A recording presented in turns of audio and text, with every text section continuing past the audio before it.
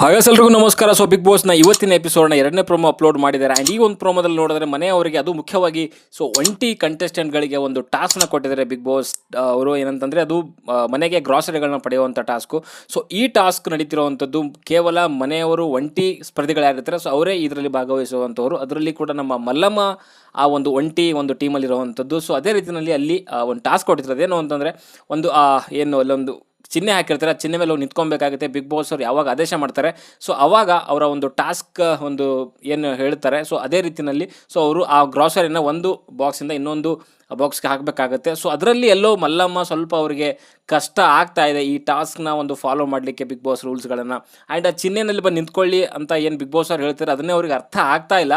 But ಲೇಟ್ರಲ್ಲಿ so ಅವರು ಅರ್ಥ ಮಾಡ್ಕೊಂಡಿದ್ದಾರೆ ಅಂತ ಅನಿಸ್ತದೆ. ಬಟ್ ಅಲ್ಲಿವರೆಗೂ ಕೂಡ ಸ್ವಲ್ಪ ಎಲ್ಲೂ ಲೇಟ್ ಆಗಿದೆ. ಆ್ಯಂಡ್ ಚಿಹ್ನೆ ಮೇಲೆ ನಿಂತ್ಕೊಂಡ್ರು ಆದಮೇಲೂ ಕೂಡ ಆ ಬಾಕ್ಸಿಂದ ಇನ್ನೊಂದು ಬಾಕ್ಸ್ಗೆ ಆ ಒಂದು ಗ್ರಾಸರಿನ ಸಾಗಿಸೋ ಟೈಮಲ್ಲಿ ಎಲ್ಲೋ ತಪ್ಪು ಆಗಿದೆ ಅಂತಲೇ ಹೇಳ್ಬೋದು. ಸೊ ಆ ತಪ್ಪಿಂದ ಸೊ ಬಿಗ್ ಬಾಸ್ ಇಡೀ ಮನೆ ಸೊ ಆ ಗ್ರಾಸರಿನ ಸೊ ಕಳ್ಕೊಂಡಿದ್ದಾರೆ ಅಂತಲೇ ಹೇಳ್ಬೋದು. ಸೊ ಅಲ್ಲಿ ಸಿಕ್ಕಾಪಟ್ಟೆ ಎಲ್ಲರೂ ಕೂಡ ಬೇಜಾರನ್ನ ವ್ಯಕ್ತಪಡಿಸ್ತಾ ಇದ್ದಾರೆ. ಅದು ಒಂಟಿ ಟೀಮ್ ಆದರೂ ಆಗಿರ್ಬೋದು, ಜಂಟಿ ಟೀಮ್ ಆದರೂ ಆಗಿರ್ಬೋದು. ಬಿಕಾಸ್ ಸೊ ಗ್ರಾಸರಿ ಇರೋವಂಥದ್ದು ಅದು ಮೊದಲ ವಾರದಲ್ಲೇ ಸೊ ಈ ರೀತಿಯಲ್ಲಾದರೆ ಖಂಡಿತವಾಗ್ಲೂ ಯಾರಿಗೆ ಅಲ್ಲಿ ಬೇಜಾರು ಆಗೇ ಆಗುತ್ತೆ. ಗ್ರಾಸರಿ ಇಲ್ಲ ಅಂತಂದರೆ ಇಡೀ ವಾರ ಅವರು ಉಪವಾಸ ಇರಬೇಕಾಗತ್ತೆ. ಸೊ ಇರೋವಂಥ ಕಾಫಿ ಟೀ ಅದರಲ್ಲೇ ಜೀವನ ಸಾಗಿಸ್ಬೇಕಾಗತ್ತೆ ಸೊ ಆ ಒಂದು ವಾರ. ಬಟ್ ಇಲ್ಲಿ ಮಲ್ಲಮ್ಮನ ಒಂದು ಎಡವಟ್ಟಿನಿಂದ ಸೊ ಆ ಒಂದು ಇಡೀ ಮನೆ ಸೊ ಆ ಒಂದು ಗ್ರಾಸರಿನ ಕಳ್ಕೊಂತು ಅಂತಲೇ ಹೇಳ್ತೀನಿ.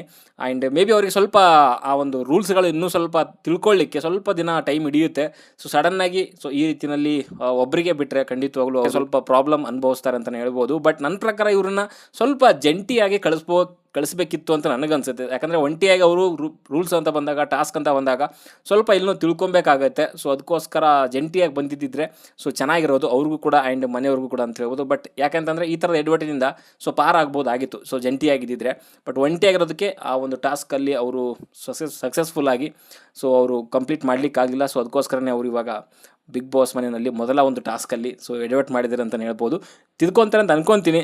ಮೇ ಬಿ ಮನೆಯವರು ಅದಕ್ಕೆ ಸ್ವಲ್ಪ ತಿಳಿಸಿ ಹೇಳಿದ್ರೆ so maybe Bigg Boss ಹೇಳುವಂಥದ್ದು ಏನು ಅಂತಂದರೆ ಒಂದು ಸಾರಿ ಮಾತ್ರ ಹೇಳ್ತಾರೆ. ಬಟ್ ಮನೆಯವರು ಸ್ವಲ್ಪ ಅದನ್ನು ರಿಪೀಟೆಡ್ ಆಗಿ ಹೇಳಿದ್ರೆ ಯಾರಾದರೂ ಸೊ ಮೇ ಬಿ ತಿದ್ಕೊಳ್ಳೋವಂಥ ಪ್ರಯತ್ನ ಅವ್ರು ಮಾಡ್ಬೋದು ಅಂತ ಅನಿಸುತ್ತೆ. ಓಕೆ, ಸೊ ಮೇ ಬಿ ಇದೇ ರೀಸನ್ ಇಟ್ಕೊಂಡು ಈ ವಾರ ನಾಮಿನೇಟ್ ಕೂಡ ಆದರೂ ಆಗ್ಬೋದು, ಹೇಳಲಿಕ್ಕಾಗಲ್ಲ. ಅವರು ಬಿಗ್ ಬಾಸ್ ಮನೆಯಲ್ಲಿ ಅವರಿಗೆ ರೂಲ್ಸ್ಗಳು ಮೇಂಟೈನ್ ಮಾಡೋಕ್ಕಾಗ್ತಾ ಇಲ್ಲ ಹಾಗೆ ಹೀಗೆ ಅಂತ ಕೆಲವೊಂದು ರೀಸನ್ಗಳಿಂದ ಸೊ ಅವ್ರನ್ನ ನಾಮಿನೇಟ್ ಕೂಡ ಮಾಡ್ಬೋದು. ಇದೊಂದು ರೀಸನ್ ಸಿಕ್ಕಂಗೆ ಆಗುತ್ತೆ ಇವಾಗ ಬೇರೆ ಕಂಟೆಸ್ಟೆಂಟ್ಗಳಿಗೆ. ಓಕೆ, ಸೊ ನಿಮ್ಗೇನು ಅನಿಸುತ್ತೆ ಮಲ್ಲಮ್ಮ ಅವರ ಒಂದು ಈ ಟಾಸ್ಕ್ ಅಲ್ಲಿ ಎಡವಟ್ಟಿನ ಬಗ್ಗೆ ಅಂತ ಕಮೆಂಟ್ ಬಾಕ್ಸಲ್ಲಿ ತಿಳಿಸಿ ಅಂತ ಹೇಳ್ತಾ ಸದ್ಯಕ್ಕೆ ವಿಡಿಯೋದಲ್ಲಿಷ್ಟೇ. ವಿಡಿಯೋ ಲೈಕ್ ಮಾಡಿ, ಶೇರ್ ಮಾಡಿ, ಚಾನಲ್ ಸಬ್ಸ್ಕ್ರೈಬ್ ಮಾಡ್ಕೊಳ್ಳಿ ಅಂತ ಹೇಳ್ತಾ ಮುಂದಿನ ವಿಡಿಯೋದಲ್ಲಿ ಸಿಗೋವರೆಗೂ ಚಾ ಬಾಯ್ ಬಾಯ್.